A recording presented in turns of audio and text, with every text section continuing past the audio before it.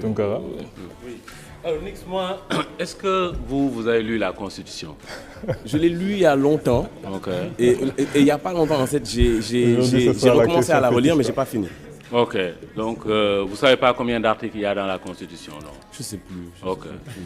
Donc, moi, je pense que ce que les rappeurs font en termes de message, hein, c'est important. Il y a beaucoup d'engagement. Bon, c'est pas votre cas, vous c'est plutôt, on a vu les femmes, les voitures, vous êtes beaucoup plus orienté vers ça. Mais c'est votre choix et on ne peut que respecter ça. Bon, sauf que des fois, ça peut un tout petit peu heurter quand on voit des femmes nues. Bon, nous, quand on est à la maison, on regarde les enfants, ça peut quand même un tout petit peu heurter. Non, mais je pense que vous devriez... Oui, on a vu tout de suite là. Elle n'était pas nue. Non, elle se déshabillait pour se baigner là. Donc ça, c'est un peu compliqué. Nue. Elle se dénudait. Non. Je vous donne un exemple. Non, je vous donne un exemple. Non. Je tiens à... Elle n'est pas nue. C'est-à-dire que l'image qu'on a montrée, c'est une image que tu vois régulièrement dans des pubs. Par exemple, je veux dire, quand tu regardes la télé, les pubs de savon, les femmes sont à peu près... c'est suggestif, ça suggère. Exactement. Oui, mais oui, je veux dire, ça suggère si qu'elle est en train de se dénuder. Et que ça ne dérange personne, ça ne devrait pas déranger dans mon clip. Non, on ne dit pas que ça ne dérange personne. Bien sûr, les imams sont dérangés, les oustas sont dérangés. Hein?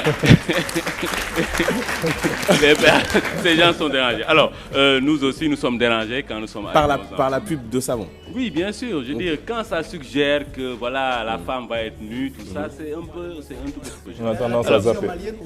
Ah oui, souvent, ça passe pas. À la télévision nigérienne, ça ne passe pas. Ça passe pas. Comme ça. Bon, au Sénégal, c'est un tout petit peu plus compliqué. Alors, Nix, oui. Vous, en tant que rappeur, vous avez entendu le député Doudou Wade dire qu'aucun père de famille ne souhaiterait que ses enfants soient rappeurs. Okay, parce que les rappeurs, on dirait que c'est des lunatiques qui parlent comme ça. Vous êtes d'accord sur ça? Que aucun... je sais pas, je connais pas l'opinion de tous les pères de famille du Sénégal. Est-ce que vous avez déjà rencontré un père de famille qui dit « Mes enfants, Nix, je veux qu'ils te ressemblent ».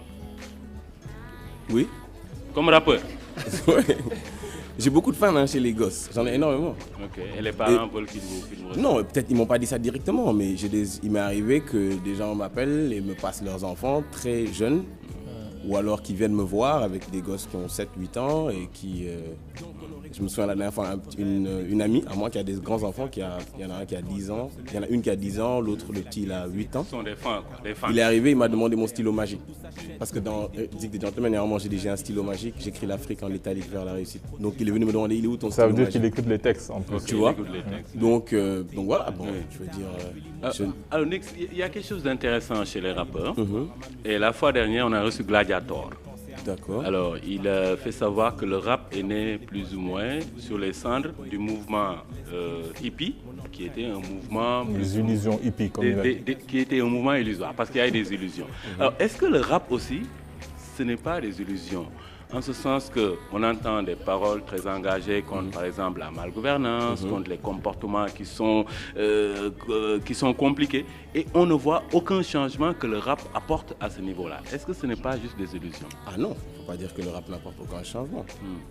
Le rap apporte. Je veux dire, si tu parles par exemple du mouvement Y'en a marre, tu ne peux pas dire qu'aujourd'hui ils n'ont pas... Là, c'est quand Y'en a marre descend sur le champ public, le champ politique, et dit allez vous inscrire pour voter, etc. Là, on voit un changement concret. Mais rien que par les paroles du rap, quel changement qualitatif cela apporte-t-il à la société?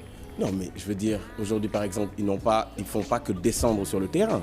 Ils ont une compile qui est sortie il y a quelques jours. Et je veux dire, quand tu écoutes les morceaux, tu sens qu'il y a un réel engagement. Et je pense que les gens qui écoutent aujourd'hui ces morceaux, je ne suis pas dans la tête des gens pour savoir si forcément ça a une influence ou pas. Mais je pense que ça crée quand même... Je vais être plus concret dans ma question. S'il vous plaît, est-ce que vous pouvez nous dire concrètement quelque chose que les paroles des rappeurs ont apporté de contributif à l'évolution de la société, concrètement? Oui, mais ça, je pense que c'est très difficile à dire. Hein, ça. Je sais pas, je veux dire. Je trouve que la question est intéressante, mais elle a une réponse. Je sais pas, parce que pendant longtemps, quand vous écoutez la musique sénégalaise, les thèmes qui dominaient, c'était l'amour, on chantait les rois, les marabouts. Demander de l'argent. Demander de l'argent. Et justement, pour moi, ce qui est révolutionnaire dans le rap, c'est un peu le changement thématique. Les thèmes sont nouveaux, les thèmes portent sur la malgouvernance, etc. Et je trouve que le rap et l'attitude contribue. Comme dit le Wayan. Oui, l'attitude. Lorsqu'une femme, il y a une actrice d'Abassé qui a demandé qui c'est qui chante ici sans faire du Wayan. Celui qui a levé la main, c'était un rappeur. C'est ça. Donc ça veut dire qu'ils ont une autre attitude. Oui, et donc moi je trouve qu'au-delà de l'attitude comportementale, le rap contribue. Par exemple, quand les jeunes écoutent le rap, ils écoutent des choses qu'ils n'entendaient pas. Ils entendent des choses qu'ils n'entendaient pas. Sur la malgouvernance, sur les inégalités, sur la politique, sur la démocratie. Donc je trouve que le rap quand même contribue un peu à ce que Senghor appelait conscientiser, entre guillemets. Oui. Moi, je pense qu'il y a plein de gens qui, en écoutant des rappeurs, ou en étant fan en tout cas de certains rappeurs, ont pu changer leur comportement quelque part. Sauf que aujourd'hui, c'est des gens, c'est la masse. Peut-être que ça ne se voit pas au grand jour, mais je pense qu'il y a un changement qui se fait au fur et à mesure. Dernière question. Nix, est-ce que la drogue, c'est une réalité dans le milieu du rap? Pour moi, la drogue est une réalité au Sénégal, d'abord. C'est-à-dire qu'avant qu'il y ait le rap, que le rap soit né même au Sénégal, la drogue était dans le milieu, dans le milieu de la nuit, dans certains milieux au Sénégal. Je veux dire, on l'a tous trouvé ici. Je veux dire, nous, en tout cas, génération des rappeurs, donc on ne l'a pas ramené au Sénégal. Filenkofek, ça passe par les frontières et je ne connais aucun rappeur qui travaille au niveau des frontières. Donc, ce n'est pas de notre faute si la drogue est là aujourd'hui. Donc, c'est une réalité, je dirais, dans le milieu de la nuit, mais pas forcément dans le milieu du rap. Vous ne vous en servez pas? Non. Okay. Vous êtes jamais drogué? Non. Même pas de yamba? Non.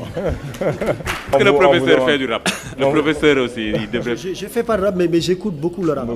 C'est la première musique que j'aime, quoi. Il y a quand même une chose qui est vraie. Nix, tu as dit que tu as rappé avec des gens, mais tu n'as rappé qu'avec des inconnus. Tu n'as rappé ni avec Akon, ni avec Rihanna. Non, des inconnus. Tu n'as rappé ni avec Rihanna, ni avec personne de ces gens-là connus. C'est des gens... C'est quoi ça? C'est-à-dire que tu es encore bas.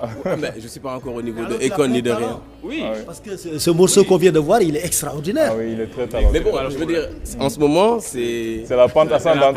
Ouais, step by step. Ok. Et un jour, tu vas être à ce niveau-là. Inch'Allah. Amin. Ok.